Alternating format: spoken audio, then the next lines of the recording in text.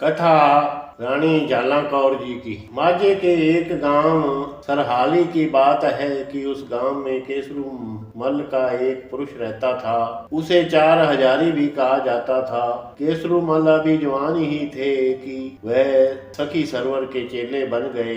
बुजुर्ग भी सखी सरवर के चेले ही थे। उसकी पत्नी का नाम जाला देवी था। कुदरत के रंग देखकर वे भी सत्संगियों में बैठने लगे। आखिर एक दिन ऐसा आया कि भाई केसरू मल अपनी पत्नी को लेकर श्री अनंतपुर में पहुंच गए।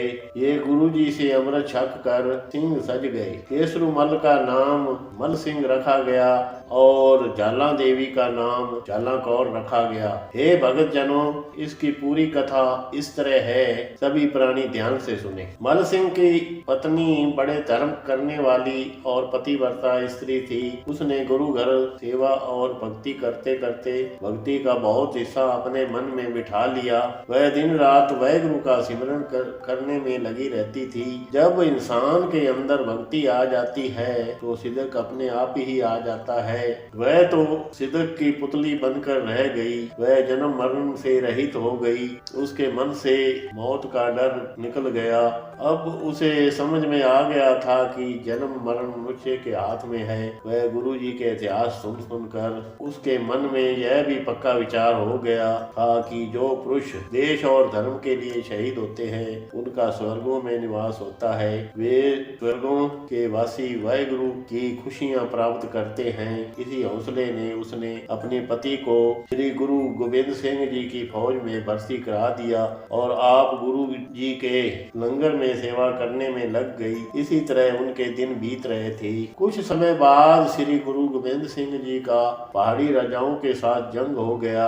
उस जंग में भाई मल सिंह जी भी शहीदी पा गए। जब जाला कौर को अपने पति के शहीद होने की खबर मिली तो वह घबराई नहीं। वह अपने हौसले में रही। आपसी प्यार के कारण उसकी आंखों में आंसू जरूर गिरे। वह भी इसलिए कि अब उसे अपने पति के दर्शन नहीं हुए करेंगे, क्योंकि वे शहीदी प्राप्त करके अपना जीवन अमर कर चुके हैं। इस बात की उन्हें बेअंत खुशी हुई और उसने अपने गले में पल्ला डालकर अरदास की कि सच्चे पातशाह मेरे पति का स्वर्गों में निवास हो। वह कुछ दिन वहां रहने के बाद अपने लड़के विजय सिंह को लेकर अपने गांव सराली में आ गई। अपने पुत्र को अच्छी खुराक खिलाकर उसे जवान किया। उसका लड़का भी अपने बाप की तरह ताकतवर और जवान बन गया। वह भी अच्छी तलवारबाजी में निपुण और अच्छा घुड़सवार बन गया।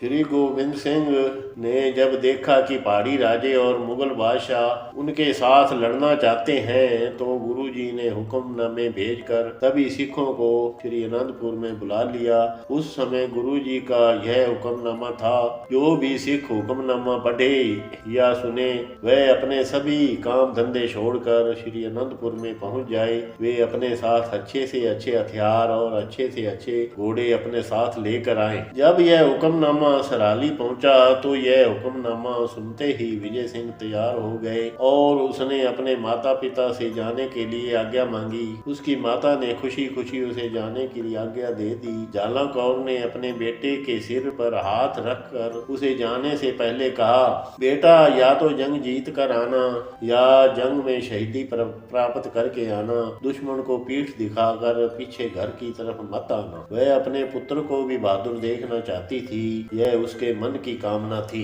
विजय सिंह को श्री अनंतपुर गए हुए काफी समय हो गया था। एक दिन की बात है कि जाला कौर उदास होकर अपने घर में बैठी हुई थी। एक स्त्री उधर से गुजरती हुई ने उसे देख लिया और उदासी का कारण पूछने लगी, हे रानी जी, आज तेरे दिल को क्या हो गया है? क्या कहीं से कोई बुरी खबर तो नहीं आ गई है? तू ऐसे उदास होने वाली तो नहीं थी। तेरी उदासी का क्या कारण है?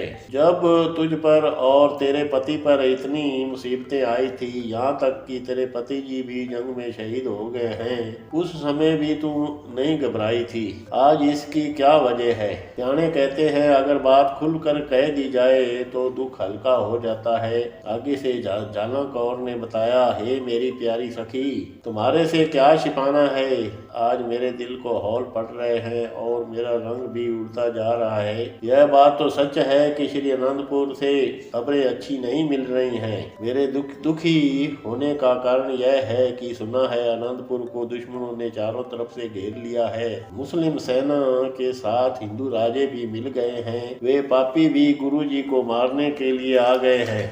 वह गुरुजी जो हिंदुओं की आजादी के लिए लड़ रहा है, जिसके पिता ने हिंदुओं के लिए शीश दिया और शहीद हो गए, दुश्मन की सेना गिनती में काफी है, उस सेना ने किले को चारों तरफ से घेर रखा है। तभी आने जाने वाले रास्ते बंद हो गए हैं। कोई भी वस्तु बाहर से अंदर नहीं जा सकती, बाहर से संग सहायता भी नहीं कर सकती। इस तरह कई कच्चे और सिदकहीन सिख गुरुजी को छोड़कर भाग गए हैं। जो सिख बच गए हैं वे वहाँ भूख और मौत से मुकाबला कर रहे हैं। कई भगोड़े सिख इधर अपने गांवों में भी आ गए हैं। यह बात मैंने सुनी है। ये सखी, मुझे तो चिंता इस बात की है कि कहीं मौत और भूख के भय से मेरा पुत्र भी गुरु से बेमुख होकर घर न आ जाए। अपने गुरु से बेमुख होने से मरना ही अच्छा है। बस मुझे इसी बात की चिंता खाई जा रही है। ये सखी, ऐसे विचार इसलिए आ रहे हैं कि पुत्र की तरफ से कोई अच्छी खबर आनी चाहिए। आगे से दूसरी स्त्री ने कहा, हे रानी, आप ऐसी बातें का फिक्र न करें। तेरा लाल गुरुजी को छोड़कर नहीं आएगा। आप बस केवल वाहिगुरु जी का ही सिमरन करो। चाहे पुर्जा पुर्जा कट मरे, वह अपने पिता की तरह शहीदों में नाम लिखवा कर आएगा। रानी जाला कौर ने कहा, मैं भी यही अरदास करती हूँ कि वाहिगुरु मेरे लाल को हौसला और दिलेरी दे और मैं परमात्मा के पास जाकर बताने के योग्य हो जाऊं। मैं वहां जाकर यह भी कहूं कि हमारा कितना प्यार और नेक गुरु है, जिसने हमें सही रास्ते पर लगाया है। अभी तक मेरे पति की रूह भी यहीं अनंतपुर के चारों तरफ ही चक्कर लगा रही होगी और अपने बेटे को हौसला दे रही होगी। कई बार यह भी ख्याल आता है कि हमारे गुरु अच्छे शांति और प्रेम के रखवाले, वतन के हमदर्द हैं। ये लोग इन्हें तंग क्यों कर रहे हैं? अगर गुरुजी कहीं चले गए तो पूरी अनंतपुर नगरी उजड़ सी जाएगी। एक स्त्री ने कहा, यह भाना ही परमात्मा का है। जिस तरह के लेख लिखे हैं उसी तरह पूरे हो जाएंगे। वह स्त्री कहने लगी, मैं तो कहती हूँ गुरुजी को तत्ती हवा भी नहीं लगनी चाहिए। जैसे जैसे बिशनी और दूसरी स्त्रियां रानी जाला कौर को हौसला देती रही कि तू यह अपना ख्याल दिल से निकाल दे कि उसका लड़का भूख और मौत के डर से गुरुजी को छोड़कर नहीं आएगा। गुरुजी के पास ऐसे लड़कों की तादाद काफी है जो मरने मारने के लिए तैयार बैठे हैं। वे ऐसी मुसीबत में गुरुजी को छोड़कर नहीं आने वाले हैं। वे सभी मुसीबत में गुरुजी का साथ अवश्य देंगे, यह मेरी आत्मा कह रही है। इसी तरह दिन बीतते गए। रानी जाला कौर वाहिगुरु के आगे प्रार्थना करती रही कि उसका पुत्र सिख बना रहे। उसे ऐसा करते करते 3 महीने बीत गए। आखिर एक दिन रानी कौर को खबर मिली कि उसका साथी बलवीर सिंह फट्टड़ होकर जंग के मैदान से बचकर आ गया है। उसने बताया कि उसका साथी विजय सिंह दुश्मनों का मुकाबला करता हुआ शहीद हो गया है। उसने बताया कि सरसा नदी के किनारे विजय सिंह गुरुजी के सम्मुख दुश्मनों से लोहा लेते रहे थे। सभी बहादुरी से लड़ते रहे और दुश्मनों के काफी सिपाहियों को मार गिराया। एकले विजय सिंह ने भी कई दुश्मनों को मार दिया। अंत में जख्मी होकर शहीद हो गए। गुरुजी ने उसकी बहादुरी की बहुत प्रशंसा की। मुझे अफसोस है कि मैं शहीद होने से बच गया। गुरुजी यहाँ से मुकाबला करते करते चमकौर की तरफ आगे निकल गए हैं। वे पता नहीं आगे कहाँ गए हैं और उनका क्या हुआ है वह परमात्मा ही जानता है। जब जाला कौर ने यह बात अच्छी तरह से सुन ली कि उसका पुत्र शहीद हो गया है, उसके पास केवल एक ही लड़का था, उसे रत्ती भर भी दुख नहीं हुआ। उसका दिल नहीं कांपा। एक बार वह जोर जोर से हंसी, ताड़ी मारकर हंसी। जिस तरह किसी को कोई दौरा पड़ जाता है वह हंसती ही रही। उसने हंसते ही सारी सखियों को बताया।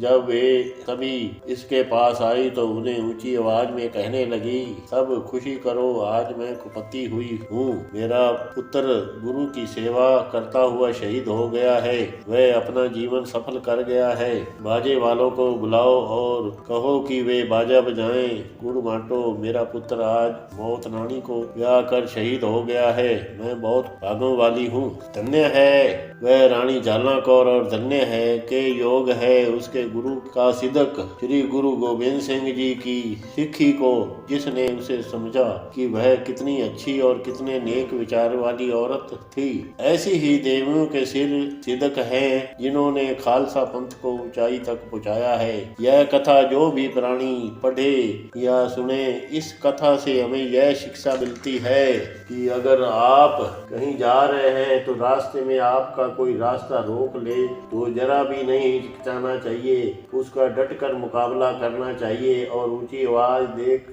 देकर बुलाए। हो सकता है कोई आपकी सहायता के लिए आ जाए और आपकी जान बच जाए।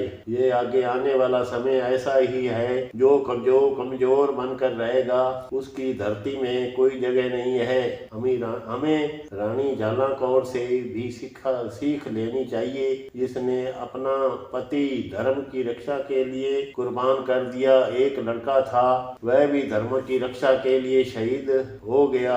ऐसी माताएं कन्या के काबिल होती हैं। वाहिगुरू।